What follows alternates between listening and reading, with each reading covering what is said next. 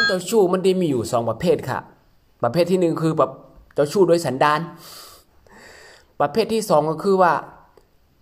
จากที่เป็นคนหลีเป็นคนซื่อสัตย์ต่อความฮักเป็นคนที่ฮักเร็วใจเร็วแล้วถูกฮักหลังบ่อยๆค่ะและผิดหวังบ่อยๆเลยกลายเป็นคนเจ้าชู้ก็เลยวนว่าในเมื่อเขาซื่อสัตย์ในเมื่อเขาฮักเร็วใจเร็วแล้วมันดีเจ้าชู้แม่งเลยประมาณนั้นอันนั้นทำประเภทนึงค่ะนะแต่ไม่ได้เท่านั้นมาประเภทที่1เฉยๆค่ะเนาะที่ว่า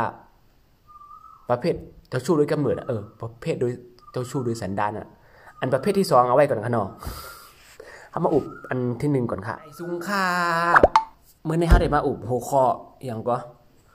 วิธีหยุดคนเจ้าชู้เฮ็ดหือปีต้องมี5นี่ว่ะต้องมี5น้องใจ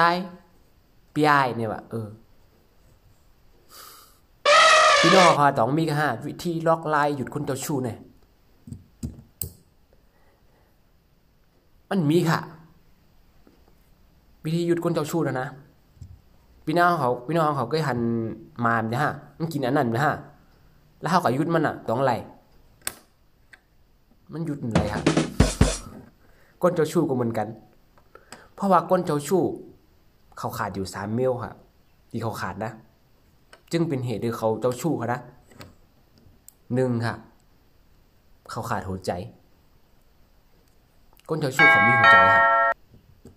เขาแค่ว่าอยู่จ้อมกันในก็โอเคนะเนี่ยอยู่จ้อมกันในก็เจอเนี่ยอยู่จ้อมกันในก็มีความสุขเนี่ยอยู่จ้อมกันในก็อารมณ์หลีเนี่ยคือมันเป็นแค่ความรู้สึกอยู่ภายตั้งนอกคือข่มเลยหักเกิดจากใจของเขาแล้วเขาก็ยุดเขาคิดที่จะยุดจากก้อนในเนี่ยก็หันก็หมายคือว่าถูกใจกว่าแหกเนี่ยข้อแรกค่ะเขาขาดหัวใจเขาไม่หัวใจค่ะเขาไปเรื่อยๆแหละนอกจากว่าเขาได้ยุติเตะก็เขาได้นอกจากว่าเขาได้วนเลยก็เลี้ยวพวกเขาวนเลยก็เลี้ยวก็หยาบค่ะอันนั้นนะข้อแรกนะข้อ2เขาขาดความจริงค่ะคนเจ้าชู้ส่วนมากตอแหลไปเรื่อยๆโกหกไปเรื่อยๆพอถึงเวลาเขาเตะว่าเลิกก็เลยก็นึงเขาเลิกไม่ได้แล้วค่ะเพราะว่าเขาไม่หักไงเขาขาดความจริงหักความจริงอะไรว่าตัวก่อเป็นคน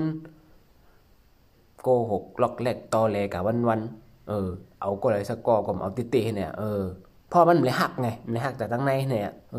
มันก็เลยเป็นเหตุที่เขาเจ้าชู้กันเรื่อยๆครับหยาบค่ะที่เขาจะหยุดแต่ว่ามันก็มีค่ะเนาะคนที่เขา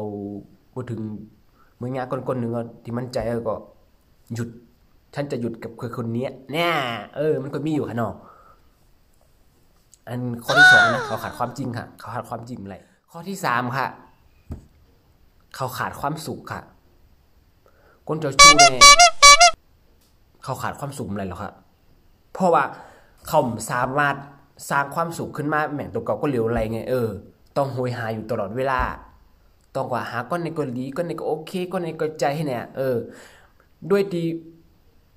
มันความสำคัญของสิ่งรอบข้างสิ่งรอบๆตัวเก่าว่ามันมีความสำคัญต่อตัวเก่าว่าก้นที่หักมันเตะก็มีแต่มันหันไง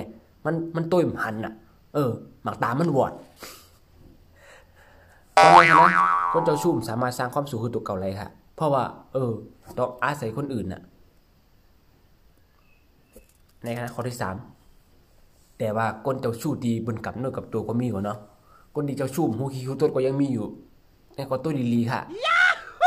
เพราะฉะนั้นตีหยุดคนเจ้าชู้เนี่ยหยาบค่ะอย่าไปว่นดีที่สุดคือเอาตัวห้องออกมาอะไรดีที่สุดค่ะตัดคืออะไรค่ะตัดไฟแต่ต้นร่มเนาะอย่าไปฮือมันกว่าไกลหรือไหนพวกหูว่าเขาจะชู้นะน่าจะประมาณเนี้ยมั้งบริการมาเพราะมันเจอหรือว่าถูกกว่าพอในก็ย้อนต้องปั่นนะมันก็เป็นแค่ข้อมูลบางส่วนที่เขามาลัดปั่นนี่ค่ะเนาะตัวลีค่ะหน้า